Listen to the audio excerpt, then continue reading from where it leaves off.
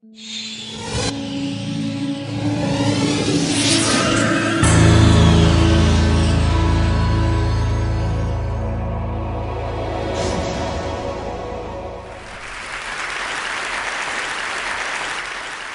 would like to talk today about what I think is one of the greatest adventures human beings have embarked upon, which is the quest to understand the universe and our place in it. My own interest in this subject and my passion for it began rather accidentally. I had bought a copy of this book, The Universe and Dr. Einstein, a used paperback from a second-hand bookstore in Seattle. A few years after that, in Bangalore, I was finding it hard to fall asleep one night, and I picked up this book thinking it would put me to sleep in 10 minutes. And as it happened, I read it from midnight to 5 in the morning in one shot. And I was left with this intense feeling of awe and exhilaration at the universe and our own ability to understand as much as we do. And that feeling hasn't left me yet. That feeling was the trigger for me to actually change my career from being a software engineer to become a science writer so that I could partake in the joy of science and also the joy of communicating it to others. And that feeling also led me to a pilgrimage of sorts, to go literally to the ends of the earth, to see telescopes, detectors, instruments that people are building or have built in order to probe the cosmos in greater and greater detail. And so it took me from places like Chile, the Atacama Desert in Chile, to Siberia, to underground mines in the Japanese Alps in Northern America, all the way to Antarctica and even to the South Pole. And today I would like to share with you some images, some stories of these trips. I have been basically spending the last few years documenting the efforts of some extremely intrepid men and women who are putting literally at times their lives at stake, working in some very remote and very hostile places so that they may gather the faintest signals from the cosmos in order for us to understand this universe. And I first begin with a pie chart, and I promise this is the only pie chart in the whole presentation, but it sets up the state of our knowledge of the cosmos. All the theories in physics that we have today properly explain what is called normal matter, the stuff that we are all made of, and that's 4% of the universe. Astronomers and cosmologists and physicists think that there is something called dark matter in the universe, which makes up 23% of the universe, and something called dark energy, which permeates the fabric of space-time, that makes up another 73%. So if you look at this pie chart, 96% of the universe at this point in our exploration of it is unknown or not well understood. And most of the experiments, telescopes that I went to see are in some way addressing this question, these two twin mysteries of dark matter and dark energy. I will take you first to an underground mine in northern Minnesota where people are looking for something called dark matter. And the idea here is that they're looking for the sign of a dark matter particle hitting one of their detectors. And the reason why they have to go underground is that if you did this experiment on the surface of the Earth, the same experiment would be swamped by signals that would be created by things like cosmic rays, ambient radioactivity. Even our own bodies, you might not believe it, but even our own bodies are radioactive enough to disturb this experiment. So they go deep inside mines to find a kind of environmental silence that will allow them to hear the ping of a dark matter particle hitting their detector. And I went to see one of these experiments, and this is actually, you can barely see it, and the reason for that is it's entirely dark in there. This is a cavern that was left behind by the miners who left this mine in 1960, and physicists came and started using it sometime in the 1980s. And the miners in the early part of the last century worked literally in candlelight. And today, you would see this inside the mine, half a mile underground. This is one of the largest underground labs in the world. And among other things, they're looking for dark matter. There is another way to search for dark matter, which is indirectly. If dark matter exists in our universe, in our galaxy, then these particles should be smashing together and producing other particles that we know about, one of them being neutrinos. And neutrinos you can detect by the signature they leave when they hit water molecules. When a neutrino hits a water molecule, it emits a kind of blue light, a flash of blue light, and by looking for this blue light, you can essentially understand something about the neutrino and then indirectly something about the dark matter that might have created this neutrino. But you need very, very large volumes of water in order to do this. You need something like tens of megatons of water, almost a gigaton of water, in order to have any chance of catching this neutrino. And where in the world would you find such water? Well, the Russians have a tank in their own backyard. This is Lake Baikal. It is the largest lake in the world. It's 800 kilometers long.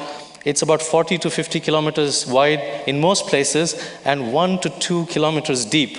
And what the Russians are doing is they're building these detectors and immersing them about a kilometer beneath the surface of the lake so that they can watch for these flashes of blue light. And this is a scene that greeted me when I landed there.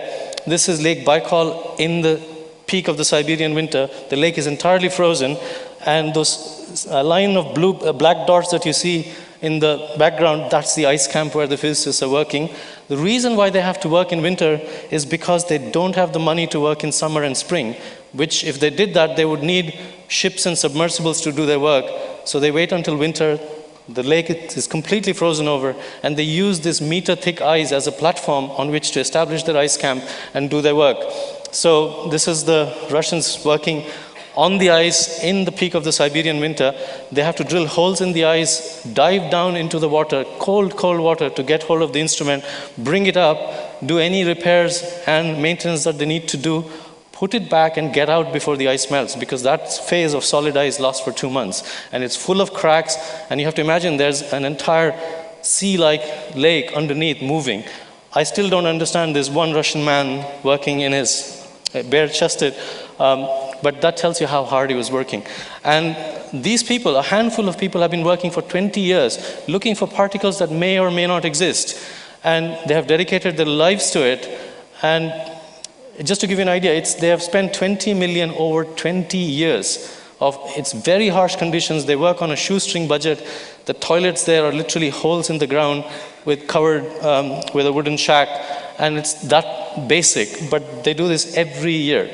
From Siberia to the Atacama Desert in Chile to see something called the Very Large Telescope. The Very Large Telescope is one of these things that astronomers do. They name their telescopes rather unimaginatively. I can tell you for a fact that the next one that they're planning is called the Extremely Large Telescope. Right? And you wouldn't believe it, but the one after that is going to be called the Overwhelmingly Large Telescope. But nonetheless, it's an extraordinary piece of engineering. These are 4 8.2 meter telescopes, and these telescopes, among other things, they're being used to study how the expansion of the universe is changing with time. And the more you understand that, the better you would understand what this dark energy that the universe is made of is all about. And one piece of engineering that I want to leave you with as regards this telescope is the mirror. Each mirror, there are 4 of them, is made of a single piece of glass, a monolithic piece of high-tech ceramic that has been ground down and polished to such accuracy that the only way to understand what that is imagine a city like Paris with all its buildings and the Eiffel Tower. If you grind down Paris to that kind of accuracy, you would be left with bumps that are 1 millimeter high. And that's the kind of polishing that these mirrors have endured. And extraordinary set of telescopes. Here's another view of the same. The reason why you have to build these telescopes in places like the Atacama Desert is because of the high altitude desert. The dry air is really good for telescopes, and also the cloud cover is below the summit of these mountains so that the telescopes have about 300 days of clear skies.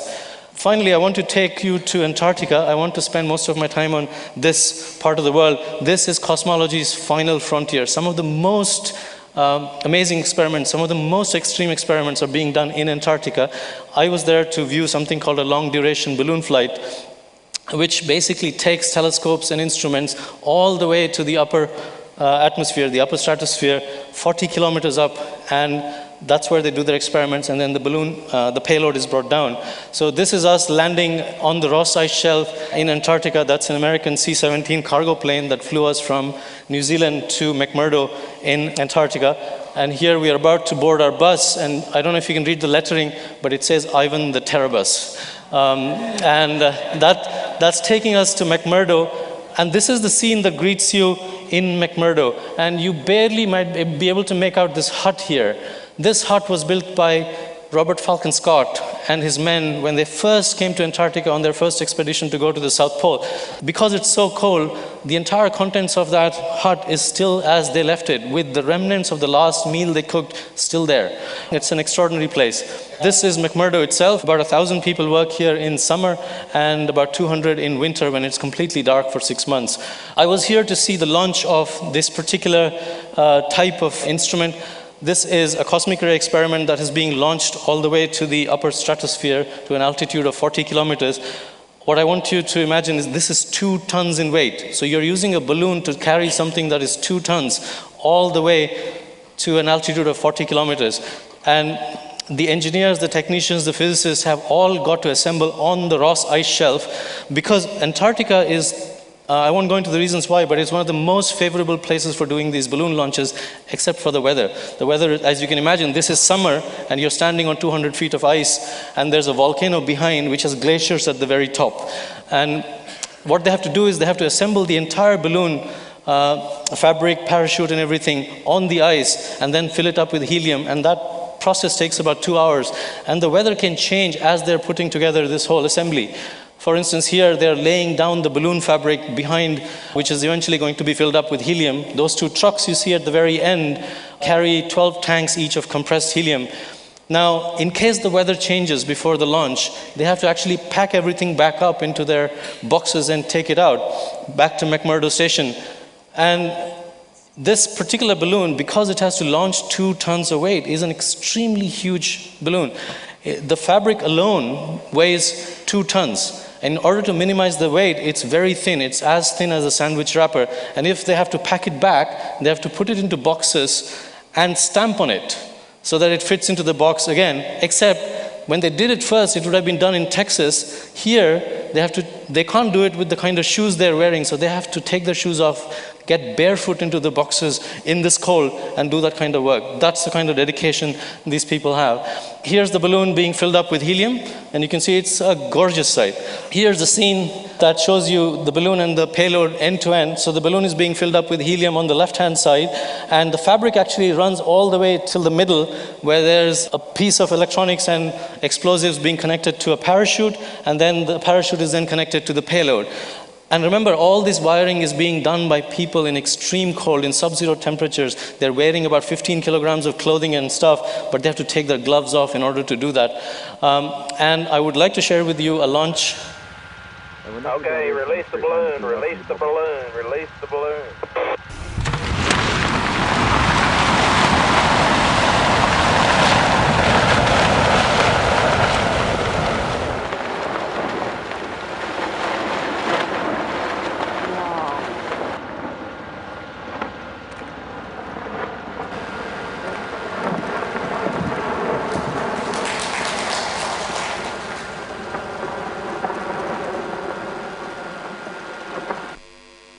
And I'll finally like to leave you with 2 images. This is an observatory in the Himalayas in Ladakh in India.